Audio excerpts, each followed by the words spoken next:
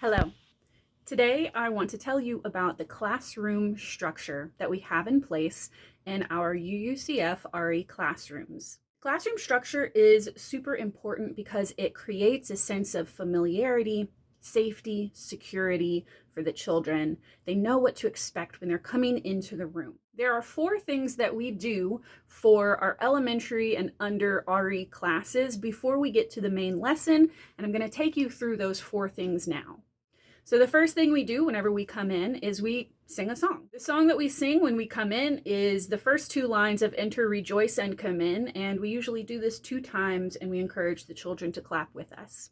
So what that looks like when I walk into the classroom is, all right, everybody, let's sing our song. If you know it, please sing along with me, and if not, clap along with us together, and here we go. Enter, rejoice, and come in. Enter, rejoice, and come in. Today will be a joyful day. Enter, rejoice, and come in. One more time. Enter, rejoice, and come in. Enter, rejoice, and come in. Today will be a joyful day. Enter, rejoice, and come in.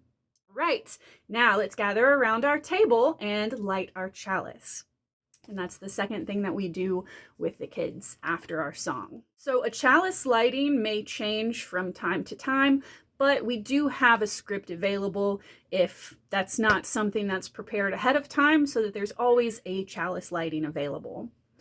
The standard chalice lighting reads, "We light this chalice, this beacon of hope, to celebrate the life we share together." We usually have just an electric tea light available and ask one of the children to flick the switch to light our chalice for us. The third thing that we do is our UU affirmation. Now this one has some little hand motions that goes along with the words. So how I usually structure this for the kids, especially since we never know who might be new or visiting, is I tell them, okay, now we're going to do our UU affirmation. I'm going to say it one time and then we will all say it together. I, as the leader, will say it one time and say it the second time to help them through. We are Unitarian Universalists. We are Unitarian Universalist. We have open minds. We have open minds. Loving hearts. Loving hearts. Helping hands. Helping hands. Together we care for our earth. Together we care for our earth and work for friendship and peace in our world.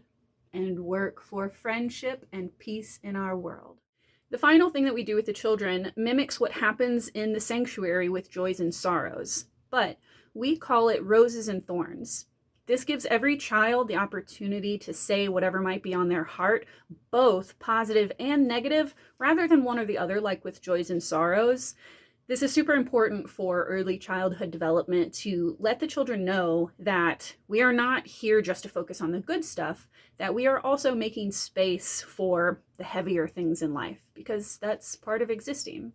So while we are doing our roses and thorns, this is a good time to take attendance. So what I will usually do is have every child, when they do their roses first, they'll say their name and their grade.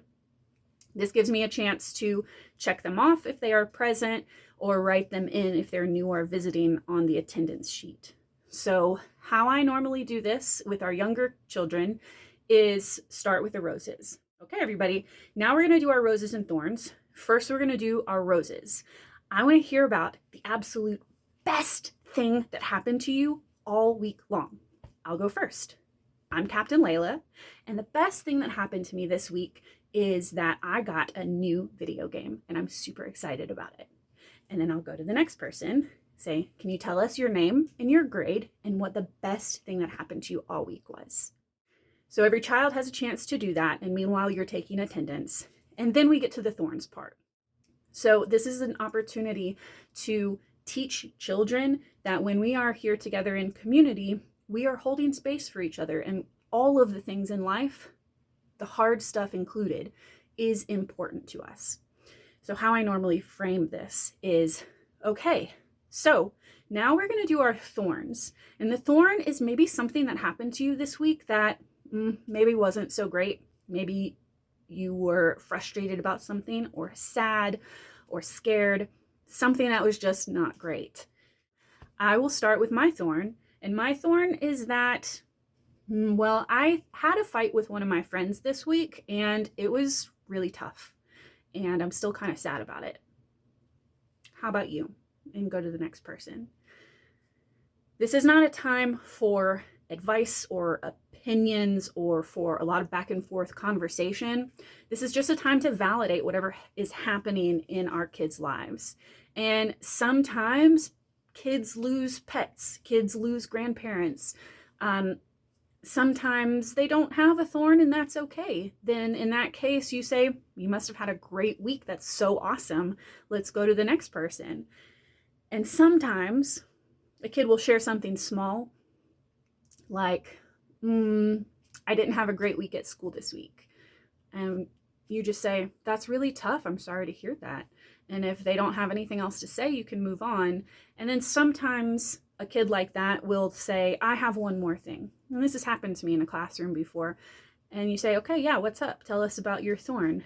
And I've had kids then reveal that they have lost family members or pets, or that they're going through some really, really tough times. And in cases where you hear some really heavy things, the best thing to do is just validate. Just validate what you're hearing. Say, man, that sounds really, really tough. Thank you for sharing that with us. Thank you for trusting us to share your thorn today. And let it be just that. That is the most important part about the roses and thorns, is just letting kids be heard, to hold space for their feelings, both good and bad, and to just validate what they are experiencing. And then from that point, once you get all the way around the circle, you've taken attendance, you've held space for everybody, then you can launch into your lesson. Okay, here is what we are doing today. Now that you know what we do in our classrooms, I hope that you can feel just a little bit more confident walking in and helping to facilitate this community experience for our youth. Thank you.